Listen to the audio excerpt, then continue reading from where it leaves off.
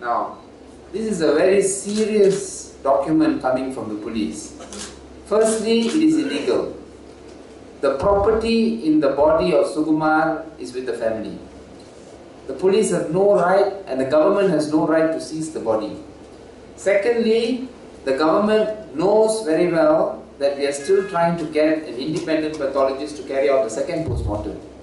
Despite this, they have made this attempt to seize the body. Now, we are in danger now. The family is in danger now because the body could be seized at any time. The body which is in Surendran hospital. So, we will distribute this letter to you shortly. Suffice to say that today we are calling upon the Prime Minister to immediately stop attempts to frustrate the call for a second post-mortem by the family. We call upon the Prime Minister to stop trying to prevent the second post-mortem from taking place and from the truth. I just want to add that this is very sinister because death in custody is a major issue for the Indian community. It has been for a while. And we notice that recently Prime Minister Najib, with great fanfare, signed a blueprint where he claimed he is going to look into various issues regarding the Indian community. And we notice he deliberately left out death in custody from that blueprint. I understand the NGO that wanted it included, but of course that NGO backed off. But deliberately the government refused to acknowledge or look into the question of death in custody. Now, this is a burning question for the Indian community. We have gone into the general election and the body of Sugumar lies in the morgue. It's unprecedented. No justice for the family. Prime Minister Najib 2 days ago claimed that the Indians have now given him nambike.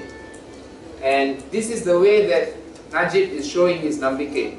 By preventing a poor family that has been struggling to get justice for Sugumar. All the government has to do is to allow them to carry out the second post-mortem so that we can find out what the truth is. This Najib cannot do. This is an utter betrayal of this family and the Indian community in general and Malaysians all over the country.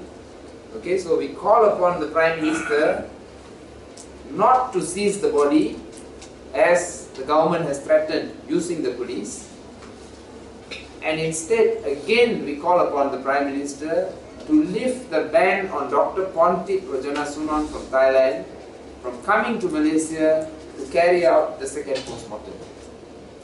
Okay. As I was saying, the Prime Minister himself earlier intervened in the matter, in the question of Dr. Pontit coming to do the second post-mortem. Now we are calling upon the Prime Minister to immediately stop the attempt to seize Sugumar's body. Now, this is interference with the administration of justice.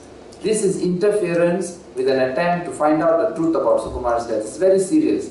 This means the government is involved in a cover-up of Sugumar's death. Otherwise, why would they insist on seizing the body and burying it? And it's very shocking, okay? There's the family.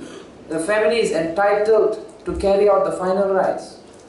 For the PN government to threaten to seize the body and bury it on their own, as if it is some, as if Sugumar is some dead animal by the roadside, is shocking and it's unprecedented.